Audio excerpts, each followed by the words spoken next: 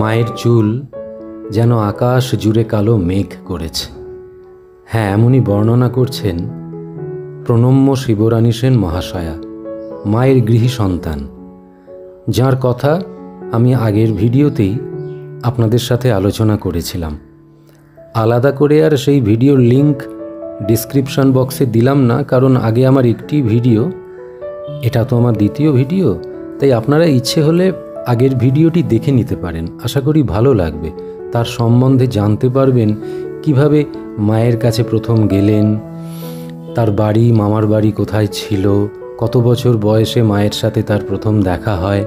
সেইগুলোর আর পুনরাবৃত্তি এই ভিডিওতে করছি না, তাই অনুরোধ করব আপনারা ওখানে গিয়ে একটু দেখে নিন, তাহলে এই ভিডিওটা আপনাদের আরও বেশি ভালো লাগবে। আচ্ছা, আসি এবার তাঁর স্মৃতিচারণায়। তবে তার আগে ঠাকুর মা স্বামীজিকে প্রণাম জানাই, নমস্কার জানাই সুধী ভক্তগণ আপনাদেরও। জগজ্জননী মা শারদা চ্যানেলে আপনাদের সবাইকে স্বাগতম। মায়ের সম্বন্ধে আমাদের অনন্ত কৌতূহল। এই শিবরানী সেন মহাশয়া মা সম্বন্ধে এমন কিছু কথা বলেছেন যেগুলো হয়তো কিছুটা আমরা জানি, কিন্তু অনেকটাই অজানা। যেমন মায়ের কথার ধরন কেমন ছিল। তিনি বলছেন, মায়ের কথা ছিল খুব মিষ্টি, সেই মধুমাখা কথা এখনো কানে বাজে। মা একদিন আমাকে বলেছিলেন, কোট মা, কখনো চুপচাপ বসে থেকো না, কিছু না কিছু কাজ করবে। একটা কিছু কাজ নিয়ে থাকতে হয়, নইলে অলস মনে নানা বদ চিন্তা এসে ভিড় করবে। আনকোট। তারপর বলছেন, একজন বয়স্ক মহিলাকে মা একদিন বলছিলেন, কোট, যে রাস্তায় তুমি চলছো, যদি দেখো সে রাস্তায় কেউ পড়ে গিয়েছে, তাকে তুমি তুলে দেবে। পথে পড়ে থাকা কাউকে দেখে কখনো ফেলে যেতে নেই। আনকোট। এবার শিবরানী মহাশয়া নিজে বলছেন, তখন ছোট ছিলাম, মায়ের কথার তাৎপর্য বুঝিনি, পথে কিছু পেলে কুড়িয়ে রাখতাম, কিন্তু বয়স যত বাড়ল তত বুঝতে পারলাম জগজ্জননী কি বলতে চেয়েছেন। তার জীবন কথা পড়ে বুঝেছি যে তিনি পথে পড়ে থাকা জিনিস কুড়োতে বলেননি। তিনি বলেছেন, আমাদের প্রতিবেশী হোক, চেনা অচেনা হোক, কেউ যদি চলার পথে পড়ে যায়, তাঁকে বা তাঁদেরকে যেন আমরা হাত ধরে ঠিক পথে নিয়ে যাই, কারণ সকলের পথ তো একটাই, ভগবানের দিকে। আমি শুধু সেই পথে একা হাঁটবো তা কেন হবে? আমি অন্যদেরও, যারা পথভ্রষ্ট তাদেরও আমার সাধ্যমতো টেনে তোলার চেষ্টা করব।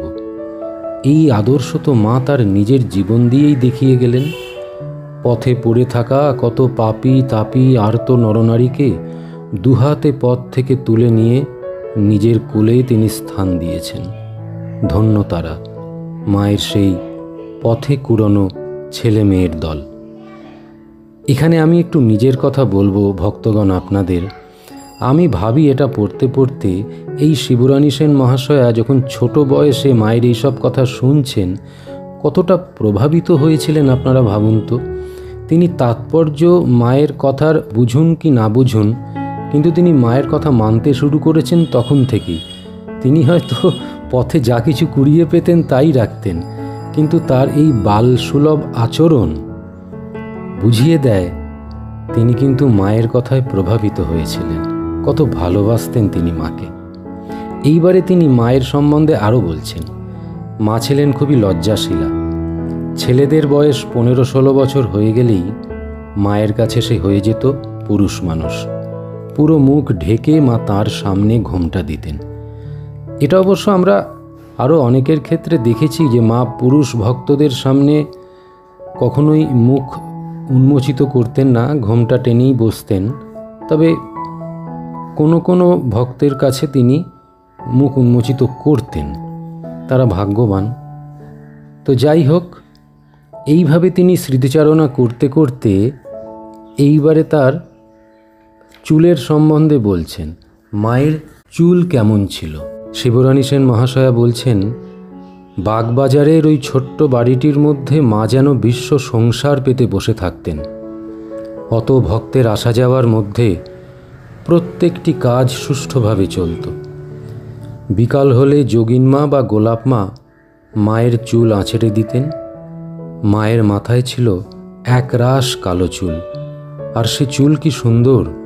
মা নিজে যেমন গভীর, ঠিক যেন তেমনই গভীর ঘন মায়ের মাথার চুল।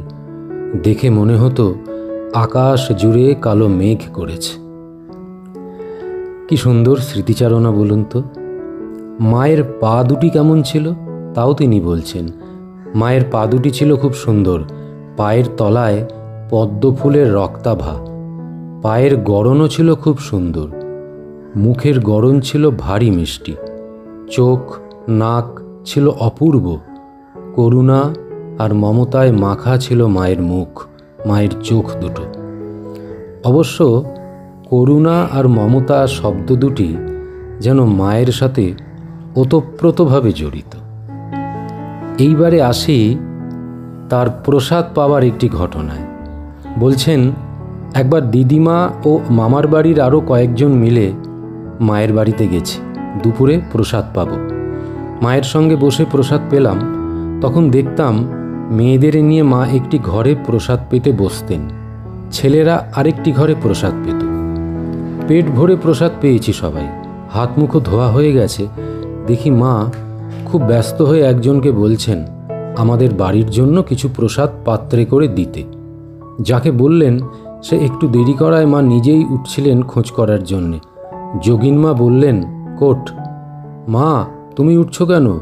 ও হয়তো বাটি টাটি ধুয়ে নিয়ে আসছে, সেজন্য দেরি হচ্ছে। আনকোট। তারপর একটু হেসে বললেন, কোট, তোমার বাবার ঘর থেকে কি একরাশ বাসন দিয়েছে যে তুমি সবাইকে বাটি করে প্রসাদ দেবে? আনকোট। মা মিষ্টি হেসে বললেন, আহা, বাছারা একটু প্রসাদ পেত তাই। যোগিনমা হেসে বললেন, তোমাকে কি আমরা জানি না? দুনিয়ার সবাইকে পারলে তুমি বসে খাওয়াও। আচ্ছা তুমি বসো, আমি দেখছি। এই বলে যোগিনমা উঠে গেলেন এবং প্রসাদ এনে আমাদের দিলেন বাড়িতে নিয়ে যাবার জন্যে। মায়ের মুখে ফুটে উঠল গভীর তৃপ্তির হাসি।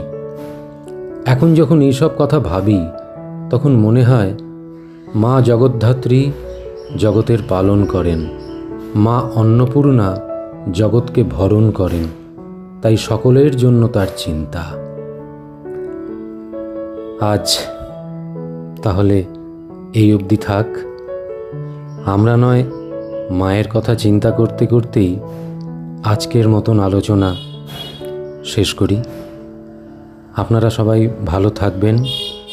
ঠাকুর, মা, স্বামীজি আপনাদের কল্যাণ করুক। নমস্কার।